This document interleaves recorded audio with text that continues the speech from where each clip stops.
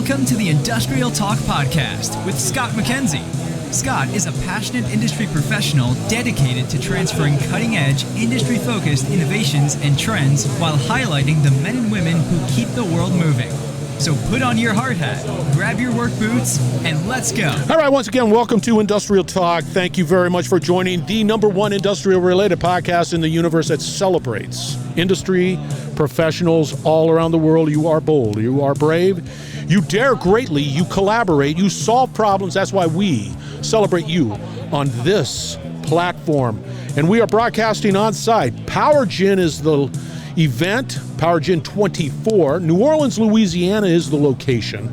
And yes, it's great for food, but better yet, it is a collection of problem solvers in the generation space, in the generation industry.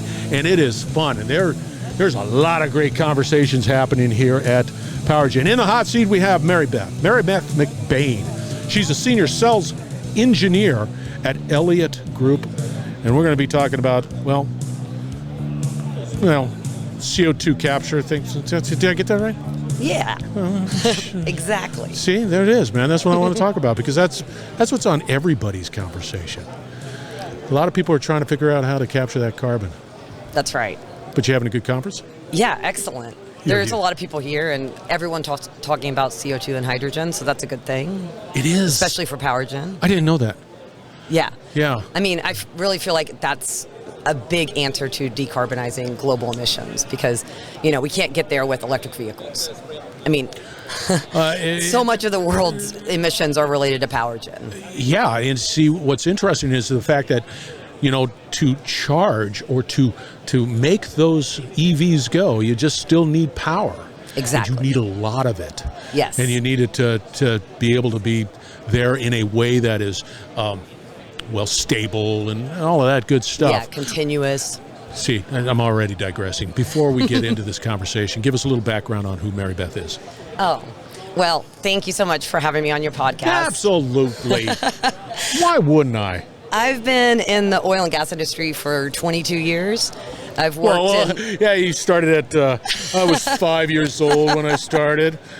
There you go. No, I'm 47 now, so no, I've been around. You didn't have to say that. Just run with the compliment. Thank you. Well, I've worked in enough operating companies to kind of understand pipeline and LNG, and now I have the opportunity to work for a company that makes customized compressors. So I'm really excited about that. I'm in the technical sales for them. When you mentioned LNG, are you, because you're in the Houston area, there's some good LNG assets that reside in Texas. Yes. Have you been to some of those? Yeah, I've actually been to the Cheniere facilities. Cheniere. Yeah, and Venture Global's facilities here in Louisiana, too. Yeah. So some mega, Parish, mega projects. They are, man. They're absolutely, you can't stop staring at them. They're so big. It's wow, somebody built that. The size and scale and how quickly they're up and running, It's amazing. Oh, well, very good. All right. Take us through what you're talking about. You mentioned one, carbon capture and hydrogen. Yeah. Take us through carbon capture. What are you doing about that? And then, what's the problem? Take us through that. So most of carbon capture issues are because carbon is part of an exhaust stack or some kind of flue gas. And it's just 1% of that flue gas, and it's at atmospheric pressure. And when we want to capture it, we have to extract it, run it through some amine type solution to grab the carbon out of that flue gas, and then compress it up, dehydrate it, compress it more, and then eventually get it to a sequestration site where we can inject it in the ground. Or maybe there's other things that we can do with it, like make it into solid carbon. Yeah, there's got to be other applications, industrial applications for that. That's right. There's a lot of people looking at other options because, it's maybe not sustainable in the long term to keep sequestering it in the ground, although there's plenty of injection sites all around the world. Saline aquifers, depleted oil and gas reservoirs. But it's also expensive because you have to get it to that site, which is pipeline intensive, pressure intensive, and we make the compressors that do that. But we also make compressors that'll deliver any CO2 in other applications as well. What about hydrogen? So hydrogen's an energy storage option, right? It should never be confused for anything other than energy storage because you're only going to make hydrogen when you don't have renewables available. If we could purely power the world on renewables right now, and they were available continuously all the time, we probably wouldn't need hydrogen. But because renewables are intermittent and we don't have enough of them, hydrogen gives us the way to sustain the lows and get through when the wind's not blowing and the sun's not shining. And it's in very much more duration, longer storage than batteries. So what you're saying about hydrogen is that it's a gas, we store it, we use it as a fuel. Yes. And be able to turn that turbine or whatever you want to, that generator, and be able to... Yeah, so we use it as a fuel gas, either mixed in with natural gas or maybe as a pure combustion source without natural gas, and it doesn't have the carbon as a hydrocarbon. It's just hydrogen, and it burns pretty well and still gives you power. Why don't we do that? Well, because it's expensive to make hydrogen. You can make it from water, you can make it from natural gas and sequester the CO2 that comes off of it. Maybe you can drill under the ground and find it. I mean, there's companies looking at that right now. But right now, no one does it because it's more expensive than the status quo. Interesting. Yeah. I didn't but we can still... But there's efforts to try to make it more economically viable. Absolutely. So these buses that you see that are, energized by hydrogen, that's sort of a unique situation. Yes. So there's fuel cells that can use that hydrogen. Fuel cell vehicles use hydrogen. Long-haul trucking has gone to looking at hydrogen. Even though it's expensive, the companies are still saying, hey, we think customers are willing to pay for it. They see the need to decarbonize our energy sources and not have those global emissions. Take us through fuel cells. So fuel cells aren't necessarily my expertise.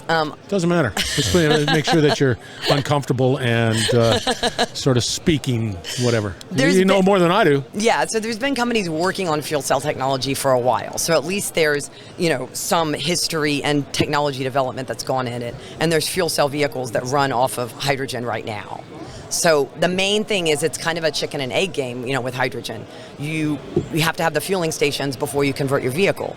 But why would you convert your vehicle if you don't have the fueling stations that have hydrogen? Yeah, see, it gets down to that infrastructure, right? And that's the same thing with EV. Yes, it's like, yes. Okay, I got it, but they don't have it in where I'm driving. Right. And I don't know what to do.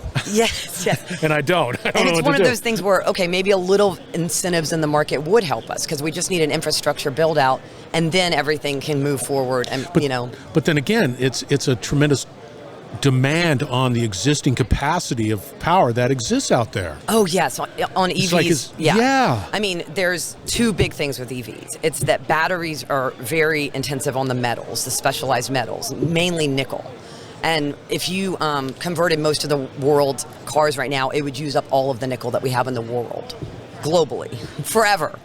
And then in 10 years, we're going to need new batteries, but we already would have depleted all of the world's nickel supply. See, I never heard that argument, but you're right. Yeah, and then we have grid capacity constraints. Like not only, maybe we build in the charging stations, the transformers, but the electrical grid itself, at least in the U.S., is constrained. We don't have enough wires running. You know how long that conversation's been going on? Forever.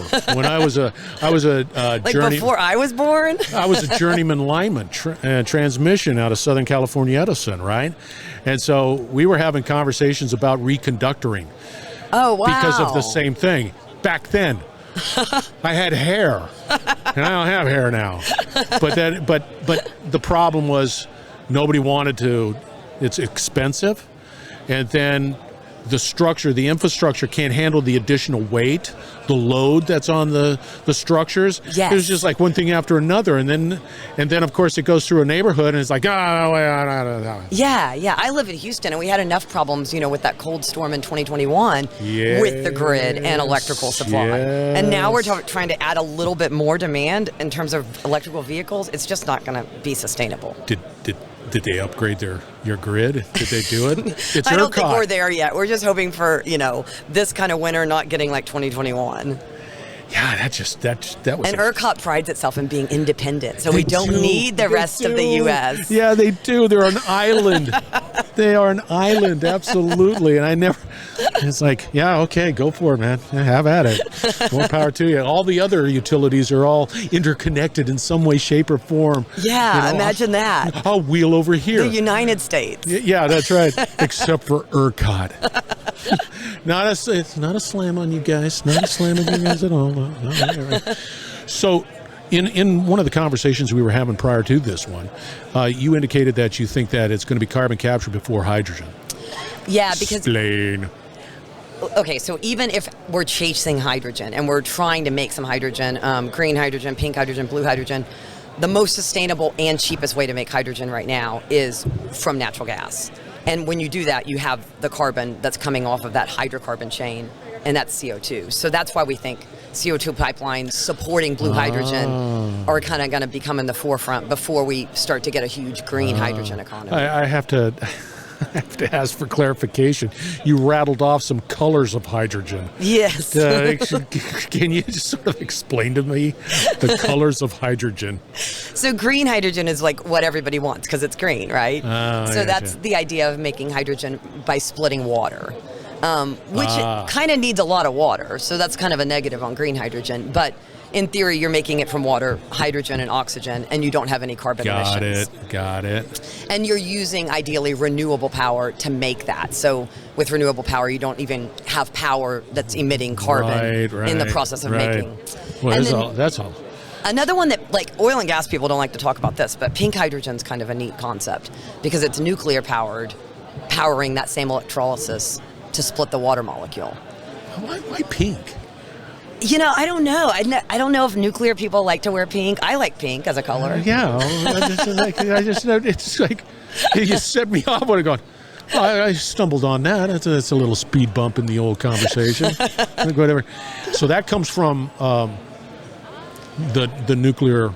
Yeah. component. So a nuclear power plant could, have a portion of its power devoted to electrolysis. Little modules that use water to then make. But it's instead of being powered by a wind turbine, it would be nuclear powered. Yeah. Still no carbon there, so that's pretty cool. Right. And then blue hydrogen, of course, is making hydrogen from natural gas and then taking the CO2 that's as a byproduct, capturing it and turning it into solid carbon or sequestering it underground. And that's the part where we're aggressively thinking CO2 compressors really support that. And we're going to see that in the near term a lot quicker than green hydrogen. You're cool. Thank you for having me. How do people get a hold of you? Because you got spunk, Marybeth. Well, you can look me up on LinkedIn. That's probably the easiest way. Yeah. I'm going to have your link out there. Thank you. All right, listeners, we're going to have all the contact information for Marybeth out on Industrial Talk, including her LinkedIn stat card. So fear not. Reach out to her. She knows what she's talking about. Incredible conversation. Thank you. I really like it. All right. This is an incredible podcast. Hang tight. We're going to wrap it up on the other side, so stay tuned. We will be right back. You're listening to the Industrial Talk Podcast Network.